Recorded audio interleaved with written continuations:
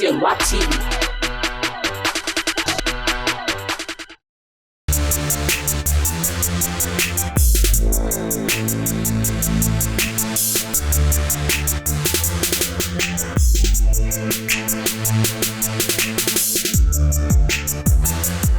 Ladies and gentlemen, you already know they call me Slimmest of them, or call me Slimmy T, call me Adetola or Jeremy. As always, representing your number one family entertainment channel. So today, I day out. Anytime I come to attend this event, I always get a lot to take back home. Alright, so not just as a presenter, but obviously I don't do in the world of creative business. Now, when I mean creative business, I talk about maybe writing content, producing content and all that. So now all about Nigerian International Film and TV Summit, where they're going to talk about the creative industry, they'll talk about film, they'll talk about a lot of things. For as long as you're creative, trust me, they're going to talk about that today. So ladies and gentlemen, you get to see all of that and definitely many more. So let me just go in, let's go enjoy the summit, and of course other things going to share. My name is Nimi, as always. This is your number one family entertainment channel, guys. Go nowhere and they come back. How are you doing? Always a good one. Good to see you there. How you doing? Very well. How do you think this will affect the content industry? Well, it's already affecting it positively. Bigger budgets, more platforms, and more opportunities, more eyeballs. So Netflix changed the whole dynamic in the marketplace already. Probably by a factor of 200% to 300% in terms of budgets. Amazon will do the same. HBO will do the same. Disney will do the same. I think for me, the real opportunity I'm looking for is when we begin to see Nigerian original productions. I want to see a TV show from Nigeria on TV in 200 countries. That's a whole different thing.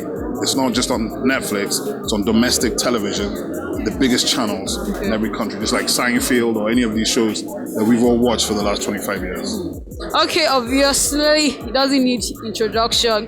The award-winning Clarence Peters himself. You be award-winning now, boss. These flowers, you don't collect and you keep collecting. How you doing? Good to see you. Hi, good to see you. So you can come out, but we know you're always busy. Tell me, what does the summit mean to you? I think we should have a lot more of these type of conversations or this type of environments where the filmmakers are able to, the creators are able to have conversations with the people on the back end to know exactly what they require, and also to build a better understanding of what the market. The truth about what the market really feels about their content. If you could advise our content creators, what would you tell them? I know you watch movies, you listen to music. Yes. So what would you tell them? In the first instance, congratulations to anybody who is doing this job, including you guys, by the way, because it's not easy.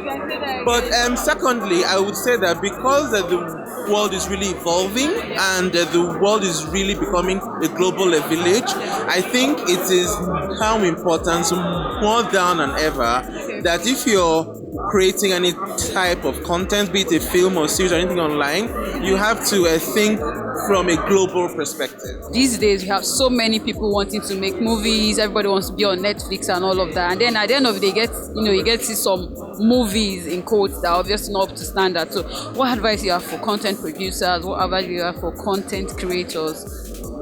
I think my advice would be focus on the work. Focus on the work of growing yourself. So if you're a writer, learn as much as you can. If you can't afford to go for any trainings, go online, read as much as you can, download books.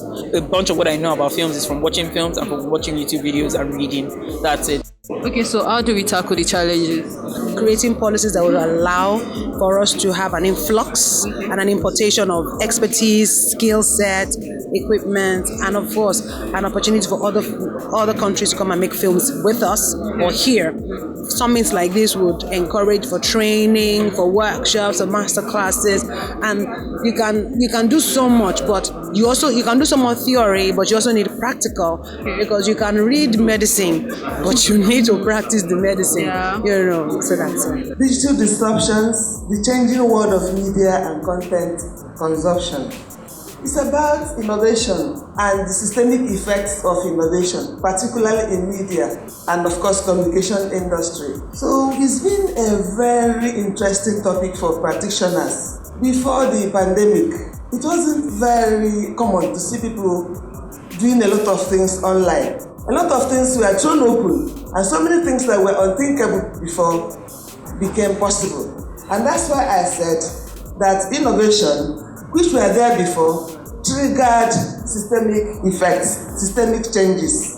Digital disruption can change customer experiences, change business processes, change the way we produce, change the way we communicate, the way we want people to take us seriously in the industry. And of course, business models, thereby changing how value is co-created by the consumer and by the producer.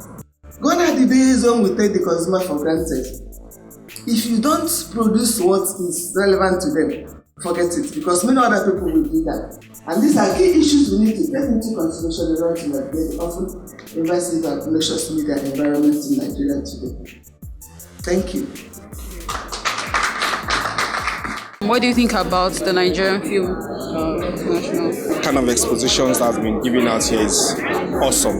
So it's been educative, it's been everything you want it to be. It helps you to see clear pictures, it helps you to see opportunities that you never knew existed. So that networking is key, the education is fantastic, the awareness that it also brings is amazing. So that's been its awesome experience.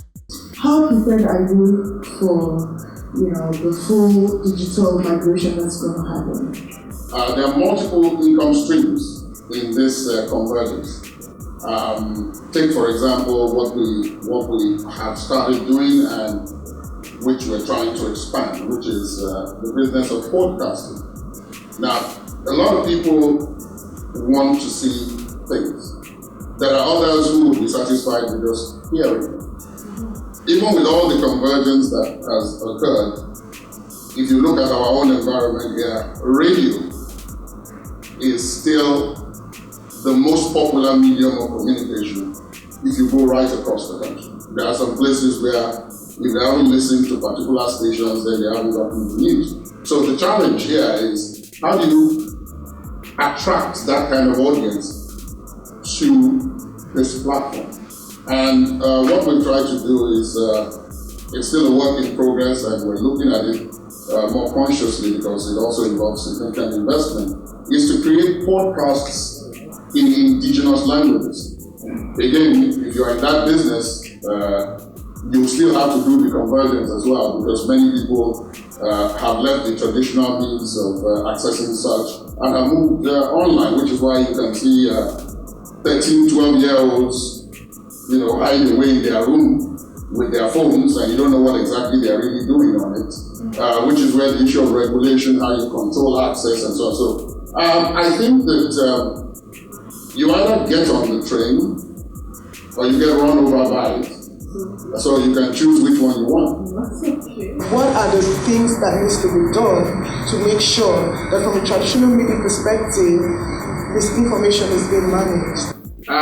Somebody says to you now, Third Mainland Bridge is closed. So before you start forwarding it to everybody you know that Third Mainland Bridge is closed, why not check Google Maps? Just want to check. I mean, and if there's no evidence that anything is happening, then that's your first pause. Call somebody who works on the island. Say, I understand the bridge is closed. How did you get to work today? You say, which bridge? The bridge is open. That's your second check. Yeah. The third check is you go and check on our websites. The information is not there. Yeah, the information is not there. Yeah. Only these people have it. Then you begin to think twice. Of course, all of this is before you begin to forward. It's not after you forward it. Because if you forwarded it, then there's no point in checking anymore. I know you're a content creator, you're a movie, you're an actor, you're a producer, you've done so much for the movie industry. Tell me, what impact do you think this will play in the creative industry? Oh, no, very good. Good one. This summit, I love it so much. I mean, share ideas, go to the next level, know about the next level. If your idea is ready, you can do better. I love it. First of all, you're going to tell us about the business of Prime Video in Nigeria and why Prime Video suddenly, we launched in 2016 in Nigeria, but like Prime Video is literally in our faces. So what has changed and why the sudden buzz around Prime Video in Nigeria? I think we can start there if you can give us a perspective of what you're trying to do in Nigeria. Our goal, as we say, is to be the most local of global services. Our ambition is to delight our customers, and we use that word very deliberately within Amazon. Right? We know that that Nigerians have a broad taste for content that spans and includes not just locally produced content from Nigeria, but it also includes content from other parts of the world. We have global Amazon, originals. We're very excited. The Lord of the Rings, The Rings of Power, are one of our largest sort of global series. Will premiere this Friday on September 2nd. So we're super excited about that. So in addition to local Nigerian content, we'll make available our global Amazon original content. We'll make available other content from other parts of the world. Again, Bollywood, Japanese anime, content from South Africa, the rest of the continent. And then, of course, the content that we're leading into here in Nigeria. First of all, I would like to ask, can you tell us a bit of what your session was all about? My session was about how do you turn Nigeria into a content production hub with the advent of the streaming wars. So obviously when I say the streaming wars, many different streaming platforms are coming in. I've already started to come and more are going to come. So how do we navigate that as a community and how do we position ourselves to benefit? And my question is, and I'm just going to ask the two producers that I have here. Let's take South Africa as a case study. You see a lot of studios, US studios, they go to South Africa, that's in major, especially Cape Town, for example. There's a lot of productions that are going on there, right? We are not seeing those kind of things happening in Nigeria. So from a producer perspective, okay, what are the things that we're not getting right that's, such that we're not attracting those kind of international projects locally? A lot of people compare that, right, Nigerian industry, South African technically, it's a matter of opportunity. They just have longer time to work with more experienced hands on bigger projects. Our film that we shot probably, we had stunts in it. Film that we couldn't excuse in Nigeria, put it with a guy from Messi who's worked on Tomb Raider, yes, who's worked on like a number of projects that were shot in South Africa. And that's how we go through an experience. If we have those sort of pieces of attacking the projects, skill, capacity, all of that sort of just goes up the roof. Yeah. And look, the fact also remains that there is a cap for our growth if the government doesn't, get involved. That's the fact. That's true. But I still think in between that cap and where we are, there is still enormous potential. And we have to find, practical ways. We raised almost, $350,000 from a South African company for a film fund in the beginning of 2020. So it's very possible, it's part of $1 million fund that we raised for Film Fund. And I wanted to give this not for, bragging purposes, but to say there are practical examples where you can engage, with like minds across the continent. You can engage by the track record you have to find ways of taking your business to the next level. A key point I wanted to make in terms of attracting or making Nigeria a key production hub is we have to take professionalism a lot more seriously. What would be your advice to people who are trying to raise the funding to actually build backlogs? You're the classic example because I don't know if everybody here knows, but Clarence is really one of the key people important behind the global success of Afrobeats. Because until he changed the look and feel of the videos, we couldn't travel, right? So he's critical. And the fact that he does what he does, because he's also a bit crazy because he's been buying land somewhere near the ocean and doing this thing with a backlog, like you said, for 12 years. And it's unfortunate that when I hear the Creative Industry Fund, I hear BOI. Have they been there? Do they understand what that means? Do they understand the critical nature? Because all these producers that are sitting, they couldn't work there. They couldn't shoot there. And so yeah, let's talk afterwards, man. Thank you. But I think it's been, please can you put your hands together for this, guys? Very interesting. Can you just tell us a brief of what your session was about? It was about Nigeria as, a production hub, content production hub, and I think that we're seeing that already. With the arrival of the streamers, there is a viable market here. We've been shipping our content already, in suitcases. Now we're shipping our content abroad, on bigger platforms. With the likes of Odme Melonye's film that has just recently released across, 100 cinemas in the UK. And also, we are also seeing the streamers, Netflix, Amazon, Showmax, all of them coming and not just paying much, but realizing that there is a business. There's a business here to capitalize on. So, and basically, that was just really what it was.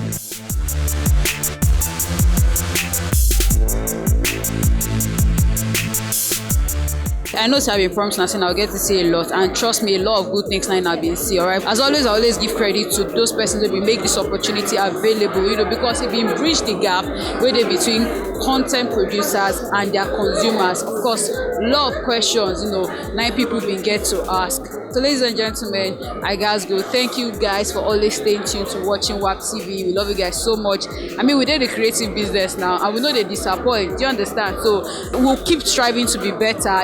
Giving you guys all of those family entertaining content. Because now waiting we stand for 9 be that, and of course, bring the vibes, energy, any day, anytime. My name is Timi. I love you guys. I'll get to see you guys some other time.